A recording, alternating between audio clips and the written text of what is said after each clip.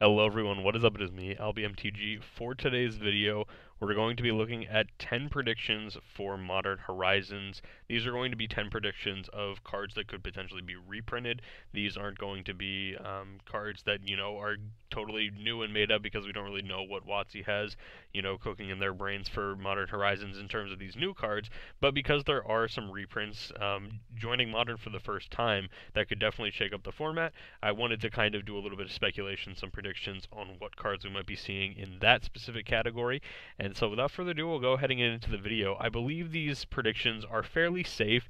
Nothing here is too bold of a prediction, but if you guys want to see another video where I make the boldest of bold predictions for Modern Horizons, be sure to let me know, and we'll just do like 10 videos of mythics or cards that would be mythics that I could boldly predict to bring into the Modern format. We could definitely do a video like that, but we're going to go ahead and start out here with Baleful Strix. Baleful Strix is just a nice simple card. A blue and a black for a 1/1 artifact creature, flying, death touch, and when it enters the battlefield, you draw a card.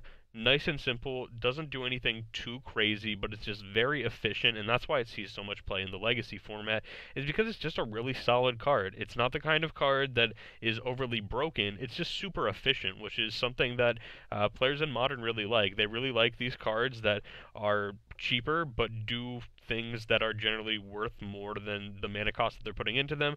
2 mana for 2 mana to draw a card is already kind of like fine. You'd obviously much rather pay 1 mana to draw a card for something like an Opt or a Serum Visions, but it's fine. And then for a black mana, getting a 1/1 flying death touch creature, that could be fine. Obviously not good, but fine. And so when you staple the two together, you really end up getting a very solid value creature in Baleful Strix. I also like that it's an artifact creature too, so it can go in some of these delirium strategies that there are in Modern with the Traverse the Uvenwald decks. We could see a Sultai version of that deck showing up where you run things like Grimflayer, Traverse the Uvenwald, and then you'll have Baleful Strix as well as Mishra's Baubles as your artifacts to put in the graveyard. Also helps to grow your Tarmogoyfs in those sort of decks as well. So I really like Baleful Strix, and I'd like to see it in Modern. I think it could be a very nice inclusion to the Modern format. Next card we're going to take a look at here is going to be Counterspell. The reason I picked the Amonkhet Invocation is because this is a card that I actually own, and I've been kind of sitting on this Counterspell for a while and just have had nothing to do with it. It's just kind of been sitting in a trade binder. At one point I had it in my Pauper Cube. That way it was by far the most expensive card in the Pauper Cube. In fact, probably worth more than the rest of the entire Pauper Cube put together. But now if Counterspell ends up making a return to Modern, I would have something to do with it, so that's why I picked the Amonkhet Invocation version. Counterspells right now in Modern are in a really bad place. The only decks that you really see playing Counterspells are blue decks bringing them in out of the sideboard, or a deck like Blue-White or Jeskai Control, where you're running cards like Mana Leak, maybe the more conditional ones as well, like a Spell Snare. Remand is more of just a tempo card. Instead, Logic Knot is another card that sees play as usually a 1 of, maybe 2 of in some of these control decks as well. And so because of the positioning of Counterspells right now being not so good in the Modern format, now would be the perfect time to bring in Counterspell. This one, again, feels kind of like a safe choice. There are a lot of people speculating that Counterspell is going to end up being in Modern Horizons, so again, if you guys have seen other prediction videos, it's likely you've already seen Counterspell on these other lists and that they've talked about how Counterspell could impact the format. Also, being double blue is a lot harder to have in Modern than it is to have in a format like Legacy or Vintage, where you might normally see Counterspell, because there you're paying 2 mana to, crack your fetches, and then you'll have your double blue along with some other colors. But there's a big difference between fetching and shocking, and fetching and finding a just regular dual land. The damage that's dealt to you is significantly harder, so you'll end up taking, like, let's say, if you fetched for a tap land on turn 1 and then maybe had to shock on turn 2 to play your Counterspell, you're looking at about 4 damage. Maybe if the opponent starts off with a Goblin Guide, you're already down to 12 if you're casting this Counterspell, and you could be in a pretty bad position by the time the Counterspells actually become good, and you're seeing a lot of decks that are really focusing on playing multiple spells a turn as well, so the Counterspells become a little bit worse, and right now I think would be a fantastic time to bring back Counterspell. You'll see a bit of a resurgence of these control decks like Blue-White and things like that. You'll see the meta percentages jump up a little bit, but if they end up bringing in some more cards in Modern Horizons that maybe help out the aggressive decks as well, then you could end up seeing, Counterspell being totally normal. Again, in terms of control cards that recently joined Modern that people thought would have a huge impact but really didn't, Jace the Mind Sculptor comes to mind. Fantastic card for control decks, but just isn't isn't seeing the play because it's just too slow right now for Modern. It's certainly a fine card, definitely one of the best cards ever printed, and there's no doubt about the power level of Jace the Mind Sculptor. But the way the Modern format is currently playing out, not really a place for Jace the Mind Sculptor to be tapping out on 4 mana and allowing your opponent to just kind of do crazy things if you're the control deck. So I think Counterspell could be a great inclusion for Modern, and I don't think it would be overly busted in the same way that some people thought Jace the Mind Sculptor might be overly busted if it were to join Modern. Next card we're going to take a look at here is Innocent Blood. This one's a personal favorite of mine. I'm really hoping it comes back. I believe the choice would be between Innocent Blood and Diabolic Edict. Maybe Chainer's Edict as well would be a potential card, but I think it's really between Innocent Blood and Diabolic Edict as some sort of a sacrifice effect to come back into the Modern format. And I really like Innocent Blood. I would much prefer Innocent Blood over Diabolic Edict, and that's just because one of my personal pet decks is 8-Rack. It's one of my favorite decks ever. I absolutely love that deck, and Innocent Blood would be a tremendous inclusion for 8-Rack, and so I would much rather see the Innocent Blood over the Diabolic Edict, but Diabolic Edict is the kind of card that sees more play in Legacy, and so it wouldn't surprise me if they chose something like Diabolic Edict over Innocent Blood. But again, at some point we need to think about the commons and uncommons that are going to be in this draft set as well, because it is a draftable set. So we can't just be naming tons of rares and mythics that should be joining into Modern, which is what a lot of these lists that I'm seeing are really doing. They're thinking about, oh, what if this crazy rare, what if this crazy mythic were to join Modern? We need to think about the commons and uncommons. So we already talked about Counterspell, which again would be a fantastic common to rejoin into the format. Innocent Blood, again, another fantastic common to rejoin into the format. Very safe inclusion, and I don't think it would warp the format too much. Just be a very, very nice inclusion, and I don't even think a lot of decks would actually play Innocent Blood. Right now in Legacy, it really doesn't even see a ton of play either. So very much would like to see Innocent Blood as an inclusion in Modern Horizons. The number 4 card we're looking at here, again, like I said, A-Rack's my pet deck, so I'm going to pick another discard card. And this one, I think, would actually be, again, pretty reasonable to have in Modern right now. Mind Twist. For those of you that don't know Mind Twist, it's X and a black. Opponent must discard X cards at random from hand. If opponent doesn't have enough cards in hand, entire hand is discarded. So you're basically paying X plus 1, where the 1 has to be black, and then they're discarding that number of cards at random from their hand. The decks that this really ends up, beating down would be the control decks. But the kind of decks that are very fast and aggressive, like if you play this against Burn, play this against Phoenix, any of these other super aggressive strategies, Dredge doesn't care at all about a Mind Twist. So really there are a lot of decks that are high up in terms of meta percentage right now in the Modern format that don't really care about getting Mind Twisted. If you're tapping out for, let's say, 3 mana to him to Torak them, then you're probably in a fine position if your opponent's doing that and you're just swinging in with Goblin Guides or Swift Spears, Arclight Phoenixes, whatever. Even if you're on humans, swinging it with just like some number of Champion of Perish and those smaller humans as well. Mind Twist really doesn't affect you too much.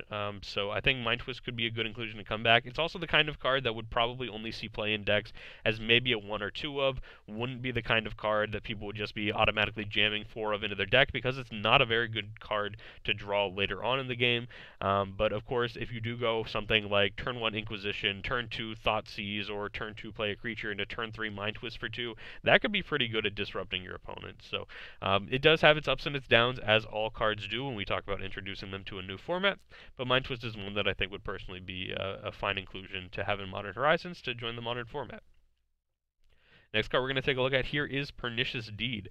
Pernicious Deed is 3 mana, 1 and then a black and a green for an enchantment, and then for X, and sacrifice Pernicious Deed, destroy each artifact, creature, and enchantment with converted mana cost X or less. Again, the problem with Pernicious Deed is that it's too slow. You need to tap out on 3 mana to play this, and then later on you're again going to have to put more mana into this with the Pernicious Deed to actually activate it. That's why you see cards like Oblivion Stone only see play in Tron, where they can activate where they can play it and then essentially activate it on the same turn. A lot of the times just to wipe the board very quickly. Pernicious Deed can't really do that. Pernicious Deed also doesn't hit certain kinds of cards, so like Planeswalkers don't get hit by Pernicious Deed. So if your opponent is just like, I don't know, trying to win the game with Jace the Mind Sculptor, Teferi, Liliana of the Veil, Liliana the Last Hope, insert any number of great Planeswalkers, then Pernicious Deed can't get rid of them because it was printed in Apocalypse before the Planeswalkers were a thing, so it only hits artifacts, creatures, and enchantments.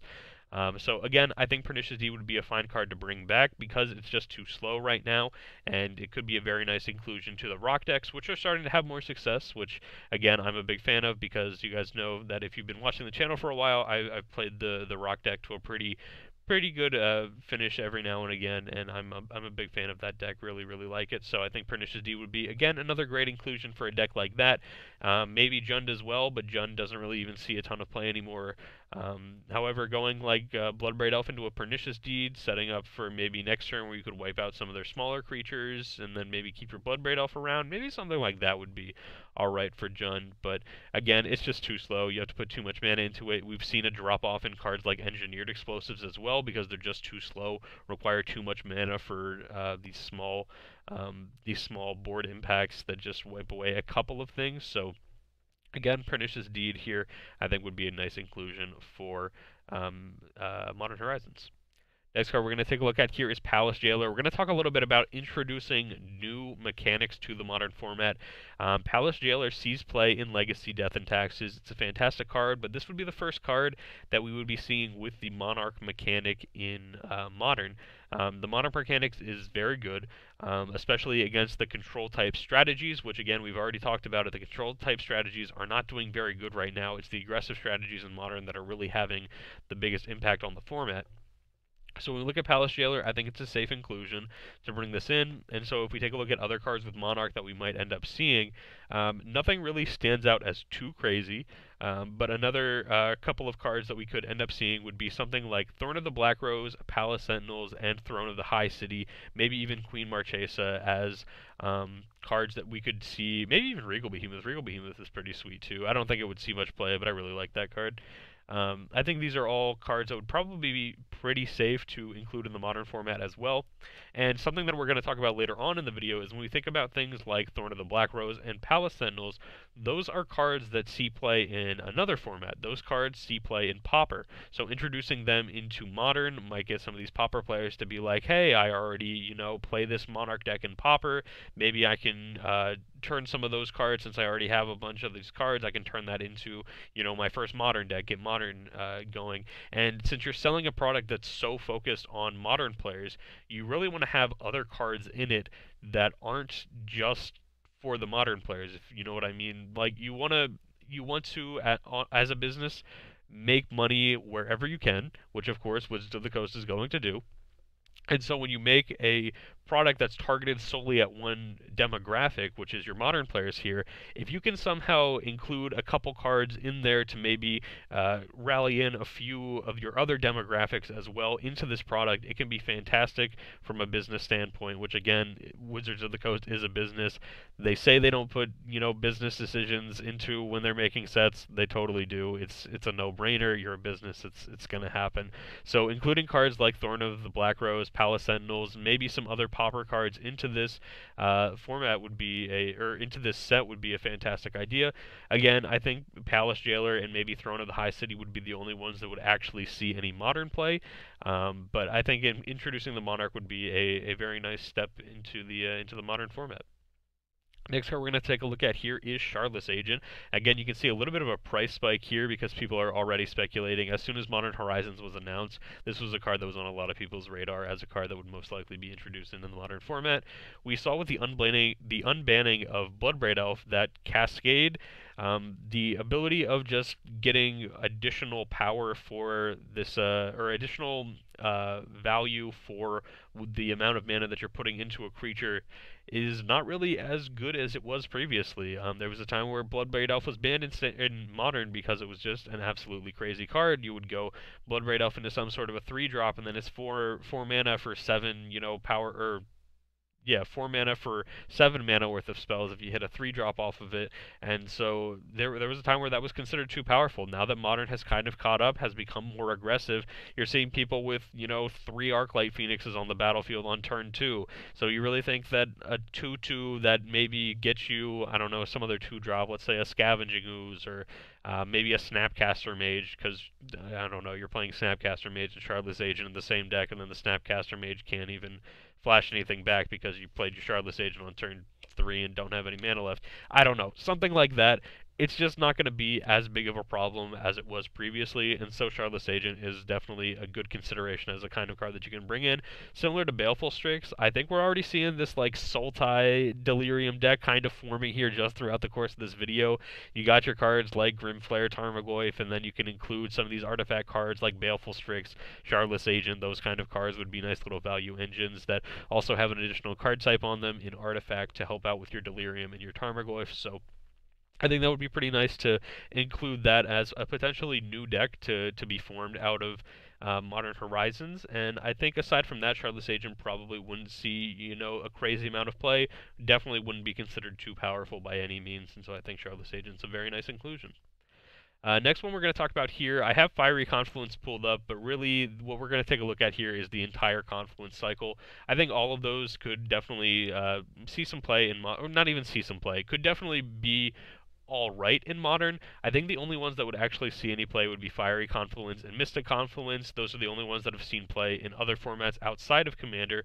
But again, when we talk about the Confluence cycle, as Commander players like them, they're not very expensive aside from Mystic and Fiery Confluence, but I don't even think Mystic Confluence is too much anymore because of the printing at the printing in Battle Bond. But if you print these, you would get a chance to, again, pull in another demographic. Your Commander players would want these. It would be the first time that we'd be seeing Righteous Confluence, Verdant Confluence, Fiery Confluence, and Wretched Confluence in foil, which again would draw in your Commander players. They want to get these foils for their Commander decks.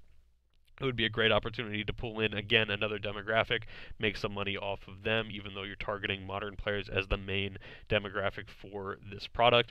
Again, for Modern play, I think Mystic Confluence, Fiery Confluence might be the only ones to see play. Mystic Confluence is probably even too slow for Modern right now. You'd kind of have to choose between Cryptic Command and Mystic Confluence, and I think most people would probably still just err on the side of the Cryptic Command instead of the the Mystic Confluence. And then Fiery Confluence would see play in the deck that it sees a lot of legacy play in, which would be some sort of a prison strategy, mainly where you're focusing on just getting out Blood Moons and things like that. You wouldn't have access to cards like Ancient Tomb and City of Traders, which make that deck so strong in legacy, but you could still put together a modern legal version of it that would be pretty reasonable that the Fiery Confluence could end up seeing play in. And then we have two more cards left. We're going to talk about Exhume now, which again goes back to bringing in another demographic. Exhume, again, a fantastic Pauper card. So what we talked about with the Monarch before, how it could drag in some of your Pauper players into purchasing maybe some number of packs or some number of singles of this product. I think Exhume would do the same thing. The Reanimator decks right now in Modern aren't great. You have Griselbrand, but this would add a little bit of redundancy to the Griselbrand deck, and aside from that, really wouldn't see play anywhere. You don't really have a ton of good Reanimator cards right now in Modern. Goryo's Vengeance and Unburial Rites are the only two Reanimator cards that really come to my mind when I think about good reanimation cards in Modern. And I think Exhume would be a nice little inclusion to the format. Maybe with Exhume and Goryo's Vengeance, you would see a resurgence in some of these Reanimator decks, but right now in Modern, there's a lot of graveyard hate going around because of the popularity of cards, or of decks like Dredge, which really focus on having a good graveyard strategy. There's a lot of sideboard hate for these graveyard decks, and so I think Exhume would be a pretty reasonable one. And then again, I think Exhume would bring in some of your Pauper players, and because Exhume isn't the most powerful reanimation card in the world, you do still have the opportunity of bringing back a card from your own graveyard as well, because it's each player chooses a creature card in his or her graveyard and puts that creature into play. It's not just yourself, and so you could have those situations where, you know, you get to say, it's not busted, you get to bring a creature back of your own as well, and so I think there's the possibility for Exhume to see some Modern play in a reanimation style strategy, but again, right now in Modern, aside from Griselbrand, there just really isn't one, and Exhume could be enough to spark some sort of a reanimation strategy in Modern. And then the final card we're going to talk about, this is, I believe, is my boldest choice. I'm saying Oubliette for Modern Horizons. Without a doubt, out of all of the cards here, this is probably the one that I think most people are going to be surprised to see on the list, because it just doesn't fit.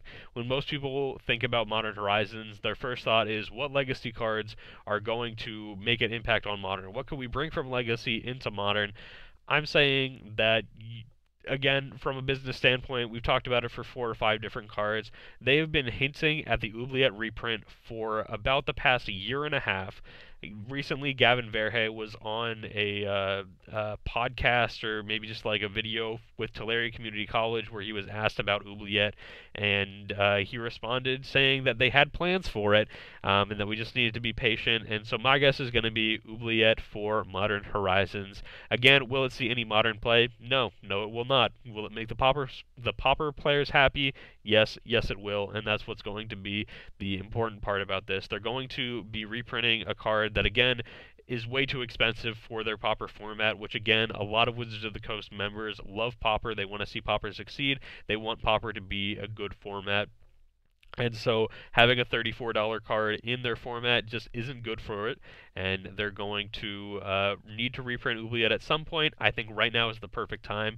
You can have it be modern legal, but again, it won't see any modern play, and you can bring in this other demographic of Pauper players, which then will want to purchase, some number of packs, again, some number of signals, because they're going to need the Oubliettes for their Pauper decks. So again, reaching out to a different demographic, however, not really impacting modern too much, but impacting another format as well. So I think that Oubliette's time has officially come, and that we're going to see Oubliette in Modern Horizons. Again, I could be totally wrong. This, like I said, is the boldest prediction on my list. But I think now's the time. I'm gonna predict that now in Modern Horizons we're going to see Oubliette. Again, thank you so much for watching today's video. We'll go through the 10 picks again here. We've got Baleful Strix, we've got Counterspell, Innocent Blood, Mind Twist, Pernicious Deed, Palace Jailer, as well as some of the other cards with the Monarch mechanic. We've got Shardless Agent, Fiery Confluence, as well as all the other Confluences, Exhume here, and then finishing off with Oubliette. If you guys did enjoy the video, be sure to leave a like on it. Let me know your thoughts down low in the comment section as well on each and every single one of these cards. If you can, maybe just pick out a few as well. Let me know your thoughts on, of course, the Oubliette decision to include Oubliette in this video. It's a bold move. I'm fully aware it's a bold move, but you guys can let me know if you think that we'll be seeing some Oubliettes here in Modern Horizons. Again, hopefully you guys did enjoy it. If you did, a like would be appreciated. Subscribe to the channel if you are new and want to see more videos like this in the near future, and I will see you guys here next time. Thank you all so much for watching today's video, where we talked about 10 reprint predictions for Modern Horizons. Again, like I said earlier, let me know your thoughts down low in the comments section. At the end of all of my videos, I love to give a huge shout out and thank you to the people who I really appreciate over on the Patreon page, which are Jeremy, Rodrigo, Jason, MTG, and Down Under MTG. They support me over on the Patreon page. It definitely means a lot that all of them are willing to support me, and I'll see you guys here next time.